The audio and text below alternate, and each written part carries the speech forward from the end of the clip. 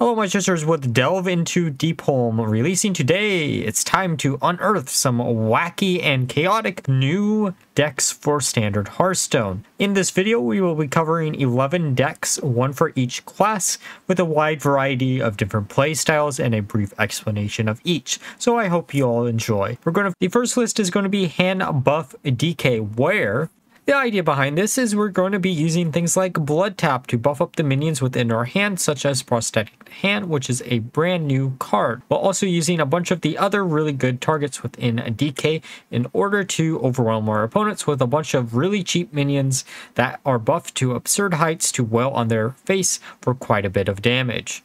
Alright, for Demon Hunter, we have Ogre Gang Outcast Demon Hunter. The idea behind this is we're going to be reviving the Ogre Gang off of King Pud, especially the Ogre Gang Riders, in order to, in theory, give our hero a bunch of additional attack, while also using new cheap spells that were introduced within this mini set, such as Burning Heart, in order to increase our attack even further, and hopefully, fingers crossed, get a Wind Fury weapon off of Ignis. And if we can't do all those things, we have a bunch of the rush support to finish off our opponent that way instead. Now let's get onto Druid, which is going to be Armor Druid. This deck is using a lot of new cards, such as Pennant of Earth, which will allow us to gain, in theory, 20 armor off of Naga Giant whenever we do discover it, or even just slam down a Crypt Keeper on turn 3 for absolutely free. We also are going to be using the new cards of Shattered Reflections in order to get additional copies of Zoc, Maneuver Khan, and Eonar. And for the final new card in the list, we're going to be using Crystal Cluster in order to ramp up even quicker,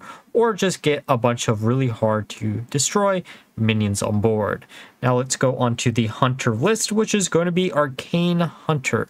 This is centered around the new support of Shimmer Shot, where this will increase the random minion that we summon when we scale up the damage through things like Silver Moon Farseeker. We also are going to be using the new card Mantle Shaper, as this minion should be able to discount to 0 mana really quickly. And speaking of spells, that's how we're going to win the game, by doing a bunch of damage to our opponent's face. The next deck on the list is Reno Elemental Mage. This is going to be centered around Marut, which allows us to get additional elementals that we can go into the late game with, while swarming the board with a bunch of early and cheap minions. We also will be using Therazane in order to try to buff up all of our cheap elementals within the deck through using things like reverbs in order to get additional copies of her to overwhelm our opponent that way. We also do have Reno Lone Ranger in order to wipe out our opponent's board, so we don't have to worry about any pesky taunts that they might be slamming down. I will say this is probably one of the lists that I'm least excited to try out, but I really did want to showcase Marut in at least one of these decks. Now for Paladin, we're going to do Excavating Paladin because it got a bunch of support for that deck. We're going to be making full advantage out of Shroomvation, a 3-cost spell that gives a minion Wind Fury and Divine Shield. This makes any minion that sticks out on your board for more than one turn incredibly deadly. Even if you have a 1/1 body, this plus the 2 copies of Garden Grace allow you to do 22 damage to your opponent's face, which is something that not a lot of decks can keep up with, and by using Keeper Strength, you should be able to wipe out any board you come easily across. We also are going to be using the other Excavating cards within this list to gain us a additional +3/+3 on every minion that we have in our hand, deck, or battlefield. And now let's get to Priest. If you've looked at my channel recently, this deck will look extremely familiar. It's the Raw Din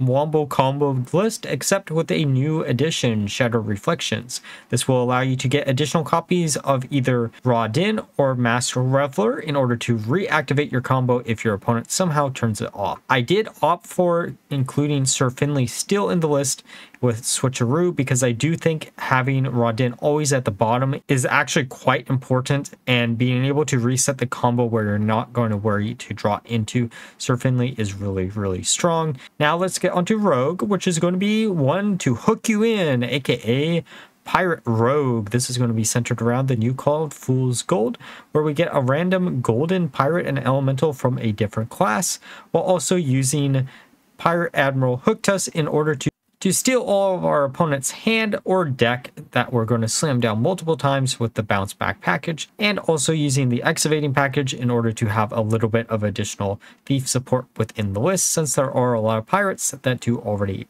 interact with that package. And speaking of the excavating package, we're going to go into Shaman with excavating Shaman. This is going to be centered around the new excavating reward for Shaman, Azurite Murloc, which transforms all minions in your deck, hand, or battlefield into ones that cost 3 more, but they retain their original cost. And with this ability, the perfect package to pair it with is the Evolve package. This will allow you to increase the advantage that you get off of Azurite Murloc by even more by slamming down Primordial Wave and transforming all of your opponent's minions in minions that cost even less, or even using Sir Finley in order to transform them all into 1/1 Murlocs that they won't have much use of unless they are running some type of Murloc deck.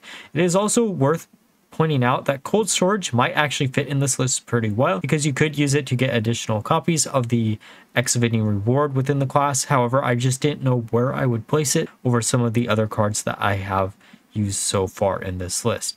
But either way, this deck should be a lot of fun. Now, let's get onto the deck that I'm most excited to try out, which is going to be a Bran OTK Warrior. The idea behind this is we're going to be making full advantage off of Deep Miner Bran that duplicates the battle cries for the rest of the game if you have no duplicates within your deck. Now, Odin sadly has been fixed to no longer work with him.